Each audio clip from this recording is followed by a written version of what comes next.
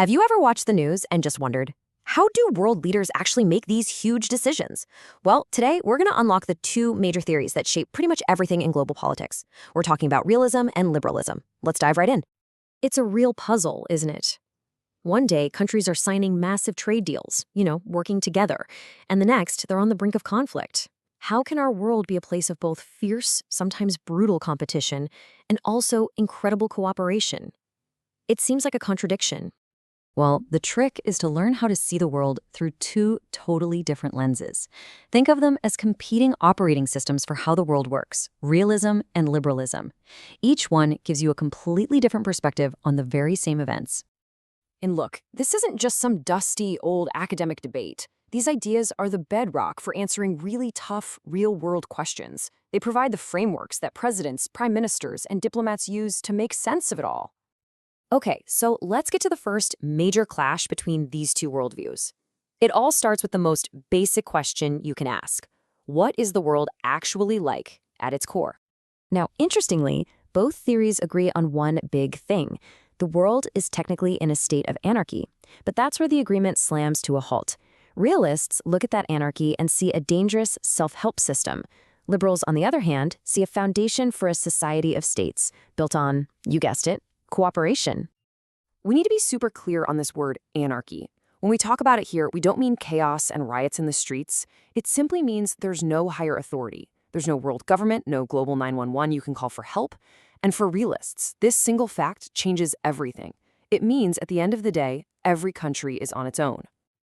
You've got major thinkers like Kenneth Waltz who argue that because of this anarchy, the system itself basically traps states in a constant struggle.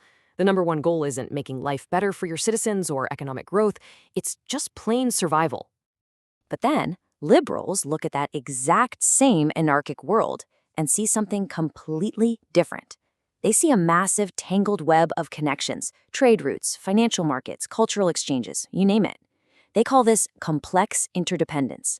And in a world like this, cooperation isn't just nice, it's the most logical, rational choice, because going to war would be incredibly costly for everyone. And this is the core liberal counter-argument, really pushed by thinkers like Robert Keohane.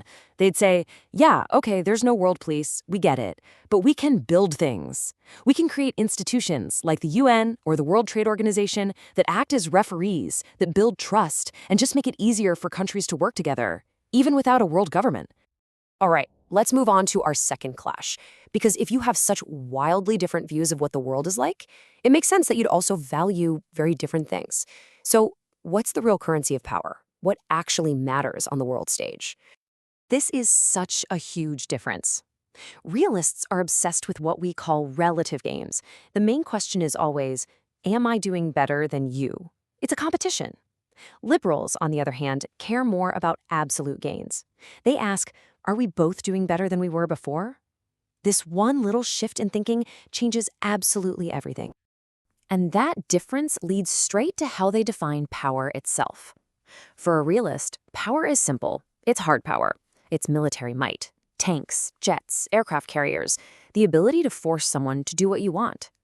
Liberals agree that's part of it, sure, but they say there's this other, maybe even more potent form of influence out there called soft power. This whole idea comes from a scholar named Joseph Nye, and it's central to liberalism. Soft power is basically the magnetic pull of your country. It's your culture, your political values, your policies. It's about getting other countries to want the same things you want, not because you're forcing them, but because they're attracted to your example. It's persuasion, not coercion. So we've seen they disagree on the nature of the world, on the nature of power. But why? What's the one deep down fundamental belief that causes this massive split in how they see absolutely everything? Believe it or not, all these complex arguments we've been talking about, anarchy, cooperation, different kinds of power, it can all be traced back to one simple yet profound difference in their basic worldview. And here it is. This is the whole shebang. Realists see the world as a zero-sum game. It's like a poker game. For me to win, you have to lose. That's why their main goal is just survival and security, and why they only really focus on states. But liberals, they see a positive-sum game. They believe that through smart cooperation, everyone can win together. The pie can actually get bigger. And that worldview allows them to focus on big ideas like prosperity and progress, and to see that other actors, like international organizations, really matter. So there you have it. You've now got not just one, but two incredibly powerful tools to analyze and make sense of the world around you. This is your new global toolkit. So, what's the big takeaway here? Realists see a world defined by a struggle for power. Liberals see a world full of potential for cooperation. And, this is the most important part, neither theory is right or wrong. They are different tools, different lenses, and the best analysts know how to use both. So the next time you see a global headline flash across your screen, whether it's about a new trade deal or a tense military standoff, just pause for a second.